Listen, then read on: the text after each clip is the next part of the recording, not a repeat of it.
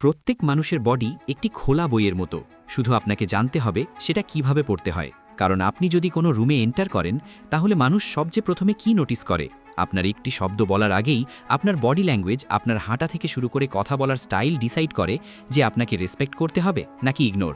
কিন্তু এটা কিভাবে কাজ করে এটা বোঝার জন্য সবার প্রথমে এই ক্লিপ দেখো। कितने लोगों की लाइफ में प्रॉब्लम है यहाँ पर सबके যেমনটা তোমরা দেখলে, এখানে অর্ধেকেরও বেশি মানুষ হাত উপরে তোলেনি। মানে এখানে গৌরগোপাল দাসজির সহজেই পোপট হতে পারত, কিন্তু তিনি কিভাবে সিচুয়েশনকে হ্যান্ডেল করলেন সামনে দেখো। जो लोग हाथ नहीं उठा रहे अपेक्षा करें कि मैं उनमें विश्वास करूंगा এখানে উনি নিজের ফেস এক্সপ্রেশন এবং বডি ল্যাঙ্গুয়েজ নার্ভাস এবং উইক ফিল হতে দেননি, বরং নিজের স্পিকিং এবিলিটির ইউজ করে আরও বেশি পাওয়ারফুল, এনার্জেটিক এবং কনফিডেন্ট হয়ে নিজেকে প্রেজেন্ট করেছেন। আর অন্যদিকে যারা নিজেদের বডি ল্যাঙ্গুয়েজ পাওয়ারফুলি ইউজ করতে পারে না, তারা অন্যদের সামনে নার্ভাস এবং উইক লাগে। এই জন্যই এই ভিডিওতে আমরা হাই কনফিডেন্ট এবং হাই স্ট্যাটাস মানুষদের এক্স্যাক্ট প্রতিটা পাওয়ারফুল বডি ল্যাঙ্গুয়েজ ডিকোড করতে চলেছি, যেটা ইউজ করে আপনিও ইজিলি নিজের একটি পাওয়ারফুল এবং কনফিডেন্ট বডি ল্যাঙ্গুয়েজ বিল্ড করতে পারবেন, যাতে এরপর থেকে কেউই আপনাকে ইগনোর করার সাহস না করে। কমেন্টে লেখো আই এম পাওয়ারফুল, কারণ আজ থেকে জীবন বদলাতে চলেছে। আর লাস্ট স্টেপ মিস করো না, কারণ ওই স্টেপ ছাড়া আপনি একটা স্টেপও প্রপারলি নিজের লাইফে অ্যাপ্লাই করতে পারবেন না। কিন্তু তার আগে স্টেপ নাম্বার 1, ওয়াকিং। বডি ল্যাঙ্গুয়েজের সবচেয়ে প্রথম ইমপ্রেশন তৈরি হয় তোমার ওয়াক থেকে, আর ফার্স্ট ইমপ্রেশন তৈরি করার দ্বিতীয় চান্সও পাওয়া যায় না। আপনি এটা প্রায়ই নোটিস করে থাকবেন, সাপ যখন মানুষকে ভয় দেখাতে চায় বা নিজের ডমিনেন্স দেখাতে চায়, তখন সে ফনা তুলে নেয়, ঠিক এই রকম, যাতে সে নিজেকে বড় এবং কনফিডেন্ট দেখাতে পারে। সেম প্রিন্সিপাল একজন আলফা মেলও ইউজ করে, যা থেকে ক্লিয়ার হয় যে সে একজন হাই টেস্টোস্টেরন এবং কনফিডেন্ট মানুষ। এই জন্য অ্যাক্টিং স্কুলগুলোতে সবার প্রথমে শেখানো হয় ওয়াক কিভাবে করতে হবে, কারণ স্ক্রিনে একজন হিরো বা আলফা মেলের আইডেন্টিটি সবার প্রথমে তার হাঁটার ধরন থেকেই তৈরি হয়ে যায়। তাই ওয়াক করার সময় এই পয়েন্টসগুলো সবসময় খেয়াল রাখো। First, straight posture.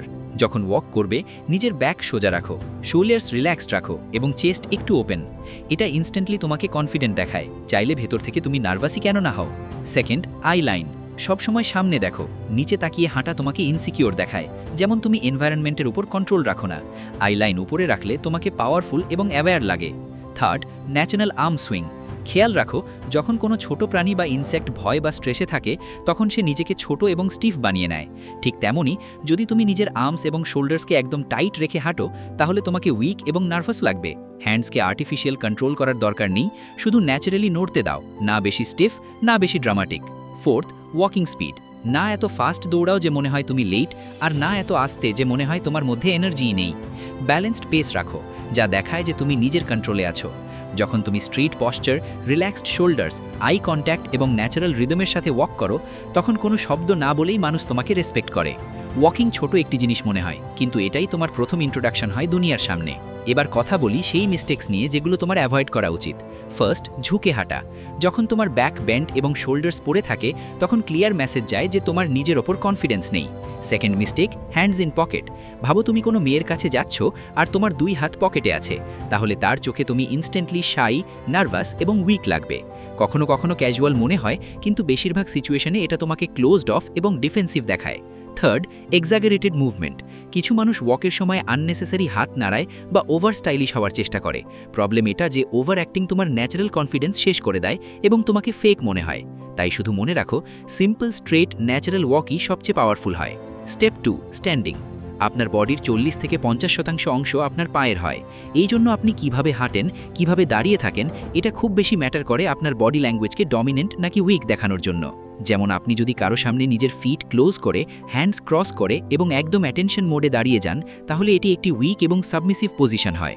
আর অনেকেই তো অকারণে নিজের মোবাইল বের করে সোয়াইপ করতে থাকে, যা তাদের আরও বেশি ডিস্ট্র্যাক্টেড এবং কেয়ারলেস দেখায়। কিন্তু তুমি যদি অন্যদের সামনে পাওয়ারফুল এবং ডমিনেন্ট দেখতে চাও, তাহলে নিজের হাত এবং পা এমনভাবে রাখো যেন তুমি একজন বস। আর এর জন্য কিছু সিম্পল উপায় আছে। First, weight distribution. সবসময় নিজের ওয়েট ইকুয়াল রাখো 2 পায়ের ওপর। তুমি যদি এক পায়েই বেশি ওয়েট দিয়ে দাঁড়িয়ে থাকো, তাহলে তোমাকে লেজি, বোর্ড বা ইন্টারেস্টেড লাগবে। ব্যালেন্সড স্ট্যান্ডিং তোমাকে ইনস্ট্যান্টলি গ্রাউন্ডেড এবং স্ট্রং দেখায়। Second, open chest. Relaxed shoulder স্ট্যান্ডিংয়ের সবচেয়ে বড় সিগন্যাল হয়।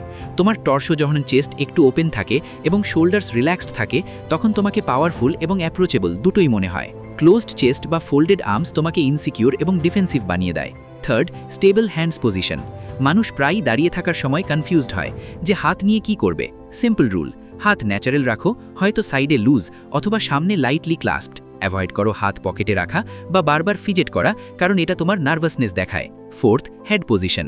যেমন একটি বিয়ার নিজেকে বড় দেখানোর জন্য নিজের 2 পায়ের ওপর দাঁড়িয়ে যায়, তেমনই তুমিও হেড আপরাইট রাখো, একটু নিউট্রাল টিল্টের সাথে। বেশি নিচে করা তোমাকে সাবমিসিভ দেখায় এবং বেশি উপরে করা তোমাকে অ্যারোগেন্ট। ব্যালেন্সড হেড পজিশন তোমাকে কনফিডেন্ট এবং কাম বানায়। এবার কথা বলি কিছু কমন মিস্টেক্স নিয়ে। Mistake 1, crossed arms. এটা সবচেয়ে কমন ভুল।